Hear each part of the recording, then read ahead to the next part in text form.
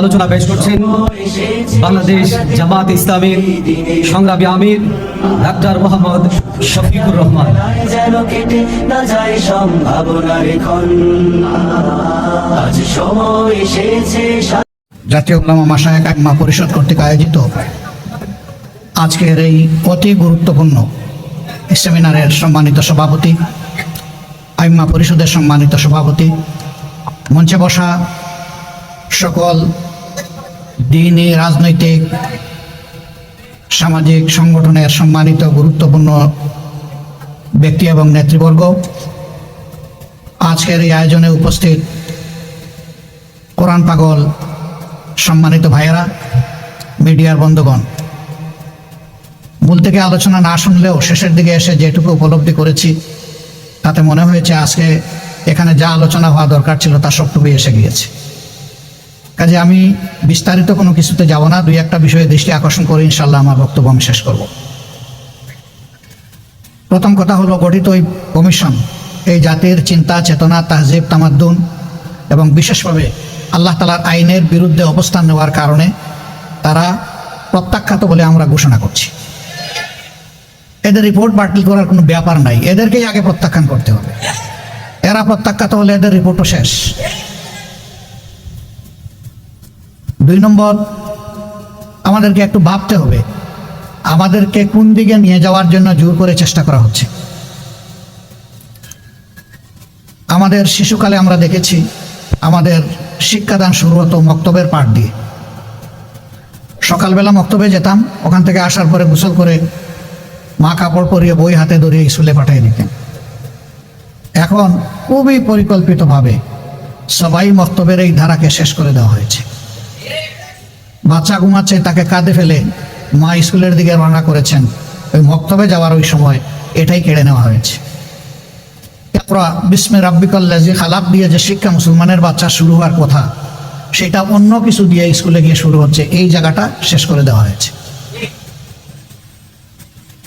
সেই প্রজন্মেরই কিছু লোক হয়তো আজকে তারা গোটা নারী সমাজের প্রতিনিধিত্বের কথা বলে সমাজকে বিভ্রান্ত করছেন।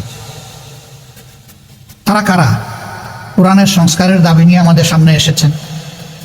আমাদের কোনো অধিকার আছে তাদেরকে এই অধিকার দেওয়ার? আমরা কে? এই কোরআন আল্লাহ তাআলা নাজিল করেছেন এবং এটার হেফাজতের দায়িত্ব আল্লাহ স্বয়ং নিজে কবুল করেছেন। কিয়ামত পর্যন্ত কেউ এখানে কোনো পরিবর্তন আনতে পারবে না। এরা এত দুঃসাহস কিভাবে দেখালো যে বাংলাদেশে কোরআনের আয়াত এরা পরিবর্তন করে ফেলবে? হ্যাঁ, নিশ্চয়ই তাদের পিছনের কোনো শক্তি তাদেরকে উস্কানি দিচ্ছে। কেন এই মুহূর্তে উস্কানিটা কেন? এই সরকারের তো এটা এজেন্ডা হওয়ার কথা না, আরও বহু গুরুত্বপূর্ণ বিষয় রয়ে গেছে। ওগুলা বাদ দিয়ে ওগুলা নিয়ে কোনো কুল কিনারা নাই, হঠাৎ করে এটা সামনে নিয়ে আসা কেন? এর মূল কারণ, স্বাধীন বাংলাদেশে 54 বছরে মানুষ যা আশা করেছিল পেয়েছে তার উল্টাটা। এই সমাজকে বিভিন্নভাবে কুড়ে কুড়ে ধ্বংস করা হয়েছে। এখন এদেশের দিনদার ইমানদার যে শক্তিটা জেগে উঠেছে তাকে নিয়ে মানুষ নতুনভাবে স্বপ্ন দেখা শুরু করেছে। এই জায়গায় ইসলামী শক্তির মুখোমুখি আরেকটা শক্তিকে দাঁড় করিয়ে দেওয়া হচ্ছে, জনগণের দৃষ্টিকে ভিন্ন দিকে প্রবাহিত করার জন্য, নিয়ে যাওয়ার জন্য। অতীতের সকল চক্রান্ত এদেশের মুসলমানরা ঐক্যবদ্ধভাবে প্রতিহত করেছেন। ইনশাআল্লাহ এই চক্রান্ত টিকবে না, এটাও ভেসে যাবে ইনশাআল্লাহ। এরা শুধু আল্লাহ তাআলার কোরআন বিরোধী প্রস্তাবনা নিয়ে আসে না, এরা নিজেরা স্ববিরোধীও বটে। একদিকে তাদের ভাষায় তারা নারী পুরুষের সমান অধিকার চায়, আবার তারা বলতেছে সব জায়গায় এত% কোটা নির্ধারণ করতে হবে। তো এটা তো স্ববিরোধী হয়ে গেল না? অধিকার যদি সমান হয় কোটার প্রশ্ন আসবে কেন? যার যার যোগ্যতা প্রমাণ করে নিজ জায়গায় চলে যাও, তাইলে তো কোটার দরকার নাই। কোটা দেওয়া হয় পিছিয়ে পড়া অংশকে তাদেরকে সুযোগ দেওয়ার জন্যে। নারীরা এই দেশে পিছিয়ে পড়ে নাই, নারীরা আমাদের মা, আমাদের বোন, আমাদের কন্যা, আমাদের ইজ্জত এবং সম্মানের প্রতীক।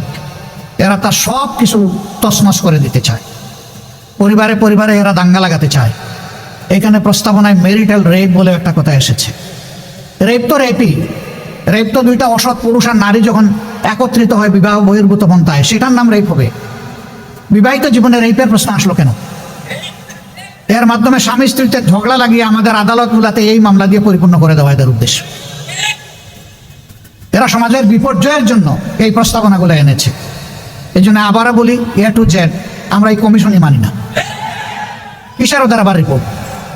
কমিশন থাকলে রিপোর্ট হবে।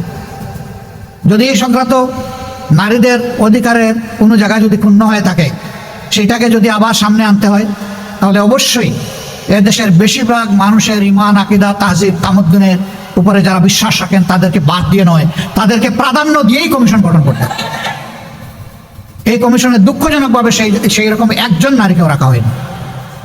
এখানেই তো এটা পক্ষপাত দুষ্ট। আমরা এটা মানব না, আমাদের সাফ কথা, এটা মানব না আমরা।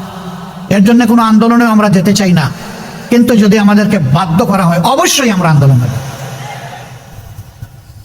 সম্মানিত ভাইরা, যেহেতু নামাজের সময় হয়ে গেছে, আরও গুরুত্বপূর্ণ ব্যক্তিরা রয়েছেন, তারা কথা বলবেন। এই জন্য আমি আমার দলের পক্ষ থেকে আজকের এই আয়োজনের প্রতি পূর্ণ সংহতি প্রকাশ করার জন্য এখানে এসেছি। ইনশাআল্লাহ আমরা হাতে হাত ধরে দিন এবং সমাজের সকল কল্যাণকর কাজ একসাথে করবো ইনশাআল্লাহ। এবং আমরা বার্তা দেব যে আমাদেরকে ভাগ ভাগ, টুকরা টুকরা করে তোমরা আমাদের মাথায় আর কাঁঠাল ভেঙে খেতে পারবে না। আল্লাহ তাআলা আমাদেরকে তৌফিক দান করুন।